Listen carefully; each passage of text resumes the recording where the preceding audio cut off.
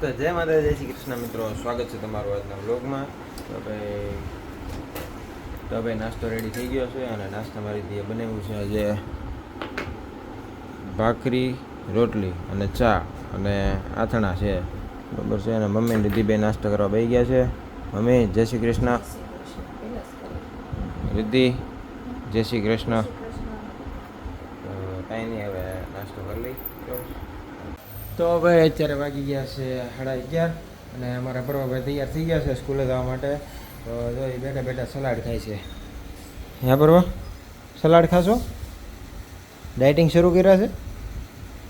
હે લંચ એટલે ડાયટિંગ શરૂ કર્યું છે? સલાડ ખાશો એટલે ખાલી કોબીજ ખાશો? ડાયટિંગ ઉપર છો? હે ડાયટિંગ ઉપર છો?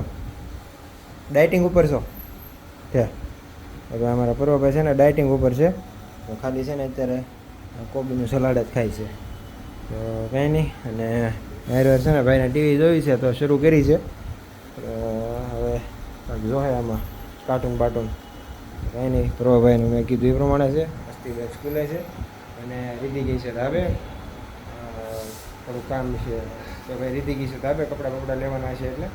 અને મારે હમણાં જવાનું છે કરવાને સ્કૂલે મૂકવા, ટાઈમ થવા જ આવ્યો છે. તો મેં કીધું થોડીક વાર છે ને આ નાસ્તો બાસ્તો કરી લે, થોડુંક આ કોબીને એવું ખાઈ લે, ડાયટિંગ કરી લે, એની ટીવી જોઈ લે, એટલે પછી મૂકી આવું.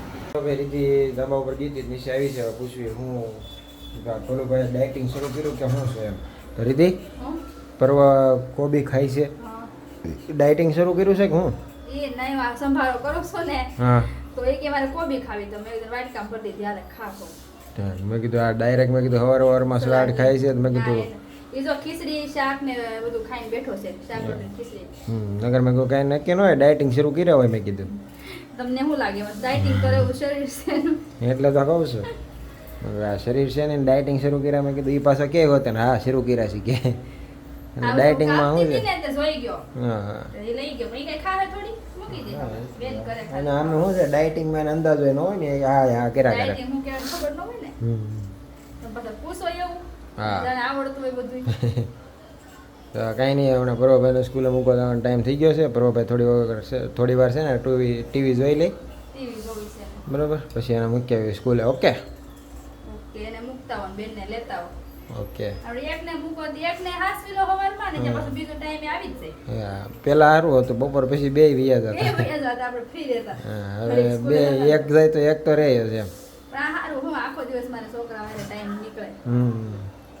તો કાંઈ નહીં, છે ને પ્રભાભાઈનો ટાઈમ થઈ ગયો છે સ્કૂલે જવાનો, ત્યારે ફટાફટ રેડી કરીને પછી મૂકી આવી. હાલો, તો ભાઈ આપણે અસ્તિબેન ઘરે આવી ગયા છે, બરાબર છે. અને ભૂખ લાગીશ કે એ પ્રભાભાઈ બધું વેરીને ગયા છે.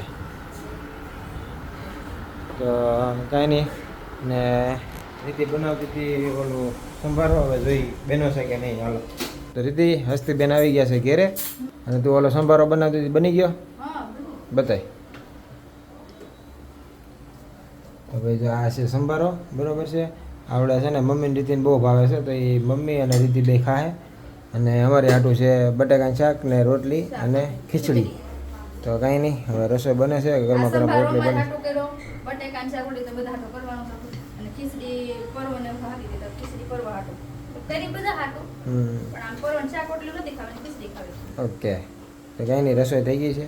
રસ્તીબેન ઘેર આવી ગયા છે, તો હવે પાછા છે ને જમવા બેસવાનો તૈયારી હમણાં કરવી, બરાબર છે. રોટલી થોડી ઘણી બની જાય એટલે બધા જમવા બેસી જાય. હાલો, તો ભાઈ જમવાનું બની ગયું છે, બરાબર છે. બપોરે જમવાનું છે આજે મેં કીધું હતું બટાકાનું શાક છે, રોટલી છે, છાશ છે, અને રિદ્ધિએ બની હાટું બનાવ્યું છે સંભારો, બરાબર. તો હવે ખાઈ લઈ.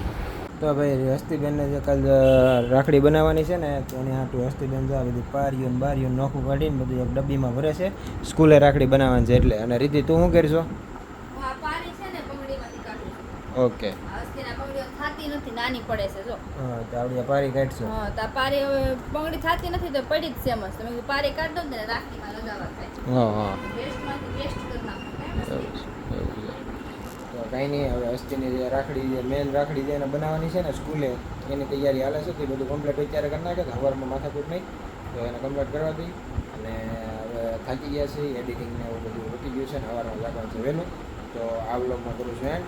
આ વ્લોગ તમને કેવો લાગ્યો છે કમેન્ટમાં જરૂર જણાવજો, અને અમારો વ્લોગ તમને ગમ્યો હોય તો લાઈક કરો, શેર કરો, અને અમારી આ ચેનલમાં નવા આવ્યા હોય તો અમારી ચેનલને સબસ્ક્રાઈબ કરો.